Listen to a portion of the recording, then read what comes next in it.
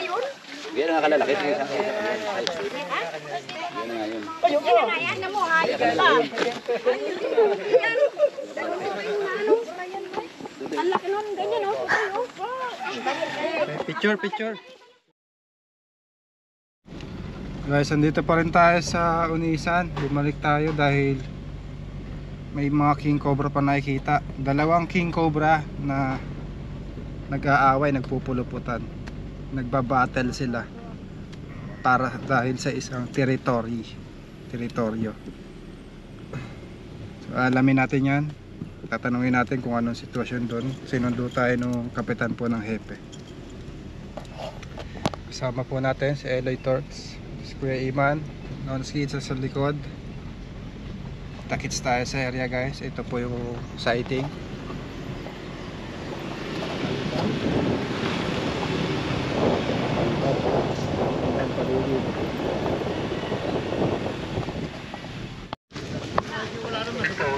Dito na tayo guys. Ito po yung sighting yung nakita niya sa video.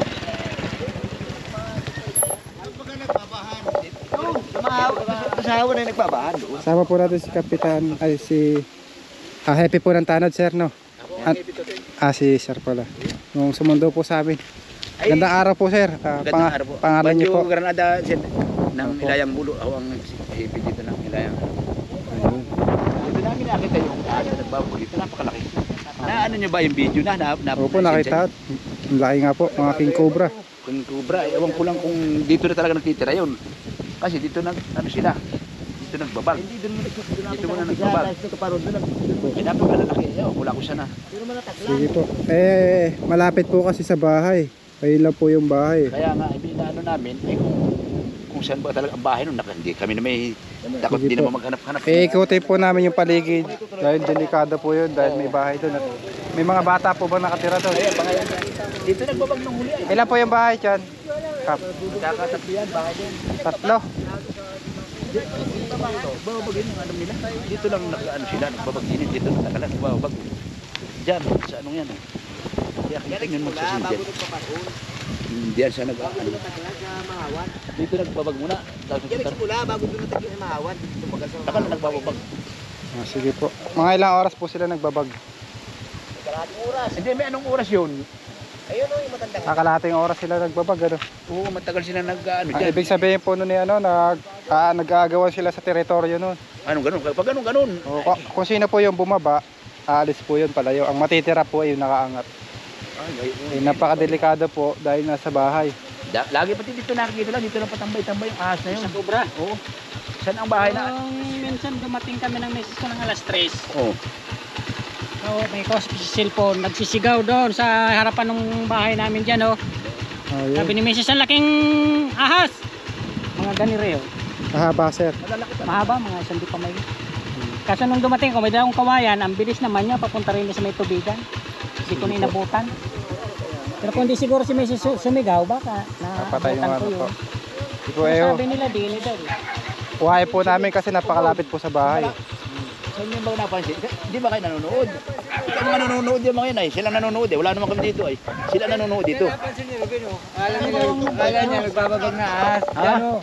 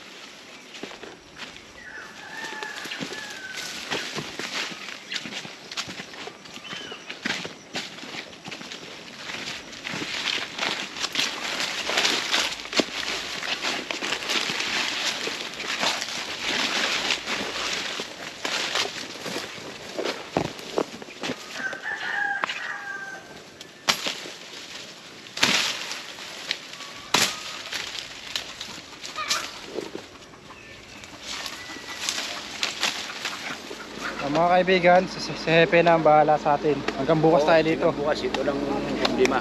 Susuyuri po natin yung Nang baka mailigtas na natin yung ating aming kabarangay dito, baka sakaling madadali. Abot po si mama. Pa mahuhuli. Nanunugod po ng tao. Ng mga bata. Ay, talagang delikado. Dito yung minapatay ng siya, yung sinasabi ko sa inyo. May talagang hindi nakahanggat tanghali. Sa laki Kawawa naman. Kinagat siya ng king cobra. Kinagat siya nung nangunga siya ng labong. Ayaw mangyari dito ni Hepe, kaya lalaya niya tayo para masuyod to. Ay siyempre, inyuga namin, ito, mayroon ako budget at may baboy dito. Ay siyempre, baka dito lang siguro sa palibot na ito yun. Oo, nasa palibot ng bahay. Yan, shoutout niyo po sila Kapitan, baka nanonood po, Hepe. Kasi Ayun Mayo. natin si Kapitan, natupunta natin doon kayo tumulog sa bahay. Sa baba, may bahay ako doon. May kubo ako din ay. Kahit dito na lang sa kubo para mas malapit po dito. Ay, hindi, yun natin naman, tabi naman ang kalsada. Para magkakabayo. Ito guys, napakasarap ng buko nila, ang tamis. Mga kaibigan, ayan, gabihan na. Ito, naganda po si Hepe, hindi tayo pinapabayaan. Bago tayo magpahinga, pinagluto tayo ng tinola. Malakas po yung ulan kanina. Ayan. Tara po Hepe, sabi na kayo. Kuya.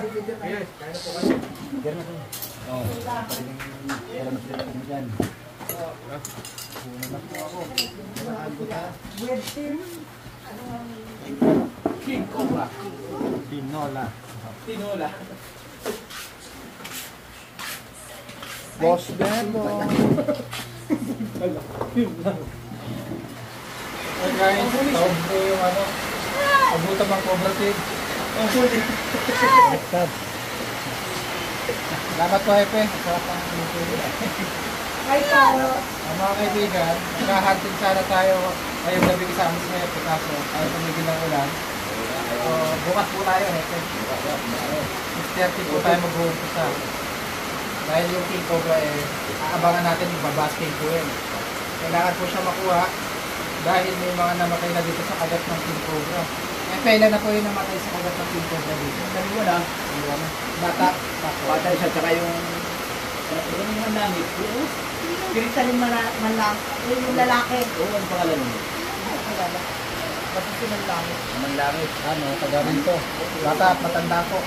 Bata mo yun, siguro mga 20 years na siguro yun. Kapag yung isa, gano'n po kabata yung isa? Yung isa siguro mga 12 ano siguro ganun. Kasi ano, kailangan po natin makuha yung King Cobra. Kita po tayo bukas na umaga. Kasama natin si Hepe. Update lang sitwasyon ngayon. Bagsak na lahat. Stall bakal.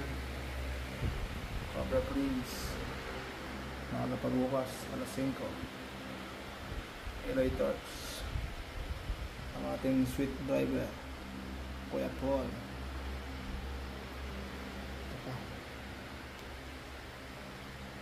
Isa na. Wenonski. At yun, tatay ni Junjun Bayawak, si Dindong Bayawak. Yun, kita na lang bukas. Makaga pa tayo alas 5. Good morning guys. Ang oras natin ay 5 AM.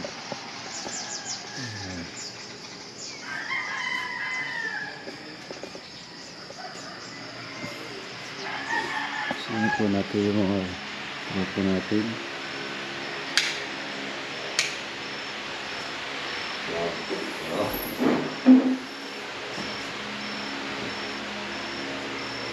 Tad. Gabang pa tayo Tad. Huwag mo yung camera Tad.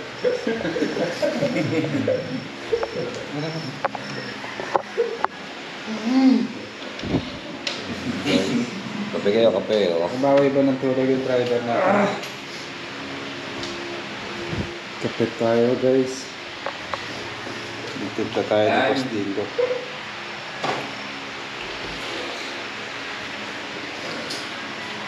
Hapon ba walang ligo? Wala tayong dalang pamalit, isang damit. Maya na lang po. Ayan guys, pupunta na tayo sa site. Pupunta natin si Kuya. Isa ako yung nakasaksi na cobra doon. Guys, may pinagulihan natin. Pinagulihan natin ngayong umaga guys. Para maging panatag na mga kaibigan po natin dito. Dahil dalawa na po yung namamatay. Tama po yan. Oo, dalawa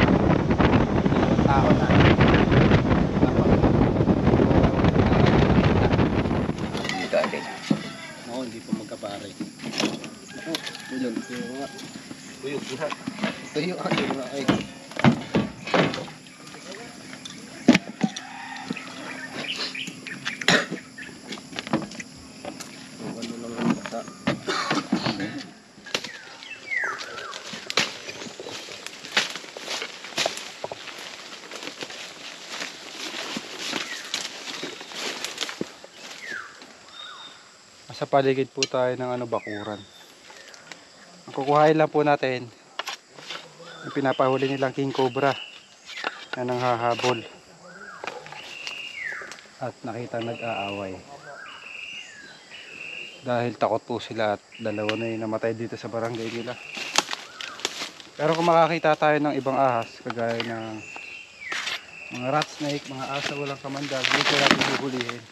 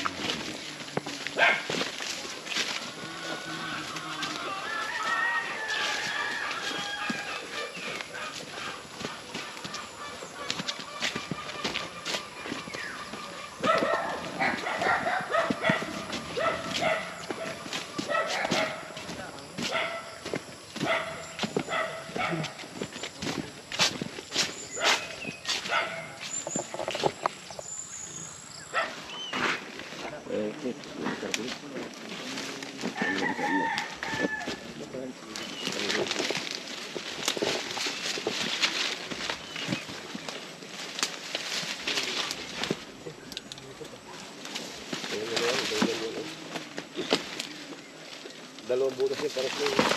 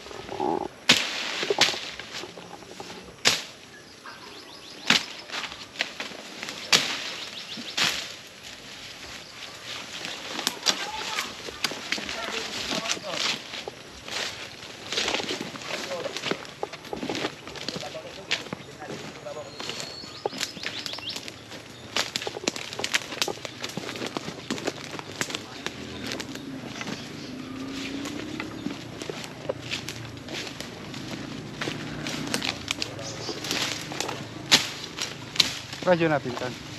Kaya iniwan natin.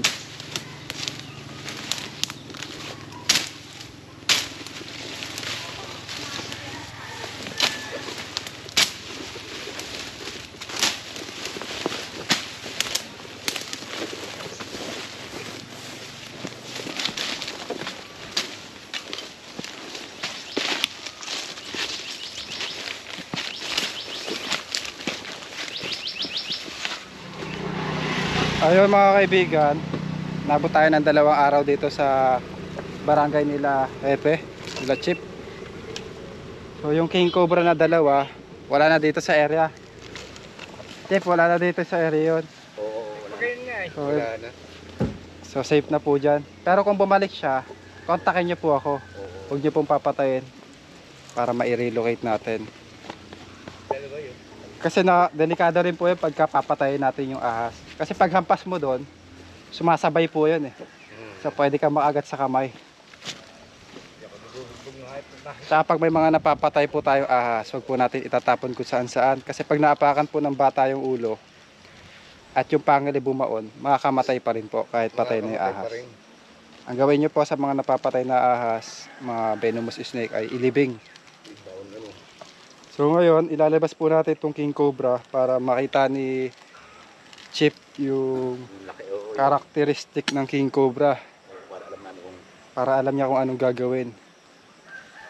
Kasi dito sa kanila, 2 na yung nakagat ng king cobra. Hindi nila alam yung galaw. So sa sobrang gulat nila minsan, hindi nila alam ang gagawin. So papakita po natin sa kanya para malaman niya yung background, ugali ng king cobra. Ito po yung pumasok ng bahay. Takbot, baka mga bol. Wala naman butas dyan sa mga kanal.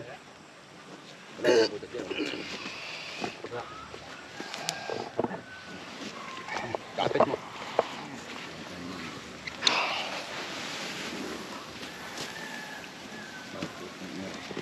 Kanyang kalaki yung nakita ko.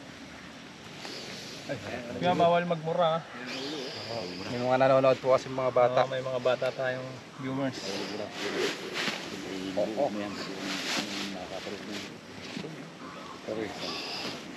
May ganyang kalaki na ngayon. Kapag hindi po ako gumalaw, hindi niya po ako atakbihin. Ganyan na kalaki yung ano, dyan. May ganyan kalaki na. Oo. Parang may sakit sa ulo siya. Oo. Ito, nagwawala yung ulo. Gumagano yung ulo niya. Oo. Ito, wala po ito. Agad yung isa lang yung galit. Galit. May ganyan kalaki na ngayon dyan. Ay, sa pagkaipit siguro. Kasama yung ano, cobra. Para may tama siya sa ulo guys. Oh. Parang napalo na siya bago tayo dumating. Kita mo.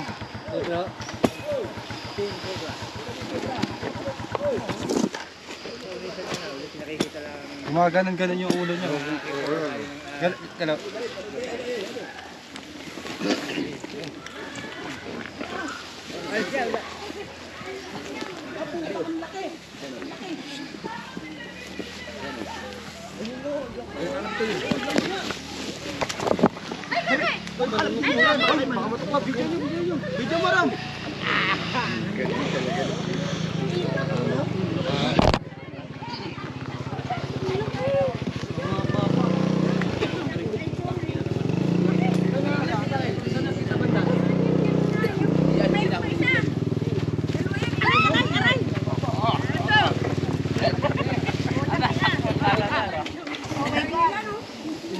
Hindi pala kukuha yung sayang ng isa.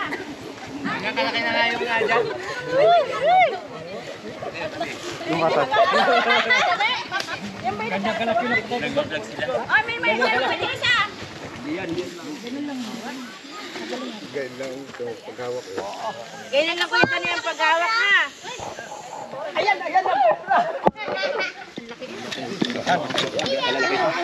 Dalawang di pa po yung haba niya. O yan, dadalo di pa nga. Yung naring ko yung dalawang di pa yun. Yan ang nakalalaki. Yan na nga yun. Ayan na mo, hayop ka. Ang laki nun, ganyan o. Picture. Guys, may stress na. Picture na. Ayun mga kaibigan, pinakita po natin kila Hepe, the Chief, kung anong karakteristik ng isang king cobra. Kung napansin niyo po, sana si Chief. Ito pala si Chief. Napakabagal lang po niya pag malaki ano po. Kaya pag nakakita po kayo, itawag niyo po sa atin, sa akin, para ma-educate natin yung mga kababayan po natin. Balik po kami dito pagka nakita ka po ulit. Nakita namin uli yung ano na talagang alam namin kung saan sumuot na yung kalaki. Hindi po. Para tayo hindi nahirapang maghanap. Para tutukoy namin yung butas. Pagka ano, yung malalapit na po sa bahay. Yung mga nasa wide, okay lang po yun. O, normal lang yun. Kapag napadpad lang sila, naligaw sila sa bahay. Tinong naman, nakakatakot sa kanila. So ayun po, mabagal lang naman po siya. Pag nakakita po kayo, so halimbawa corner na kayo ng king cobra, namumutol kayo ng kawayan, huwag kayong gagalaw, alis siyang, pusa siyang alis. Huwag lang kayo galaw ng galaw. Kasi pag tumakbo kayo, pwede kayo madapa sa kawayan. Luway namin. Dahan-dahan na kayo at higit sa lahat magbobota po para sa. Kasi yung king cobra, hanggang dito po yung kagat niya. Hanggang itaas ang bota. Hanggang itaas ng buta. Minsan na maabot. Ito hindi na. Kasi ito po yung unang gumagalaw sa katawan natin eh.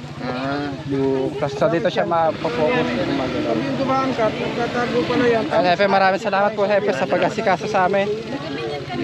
Kuya, thank you. Paalam na po tayo. Mga kababayan, tabay. Tuloy na kami. Thank you. Sila po yung mga nakatira dito. Saan po sila?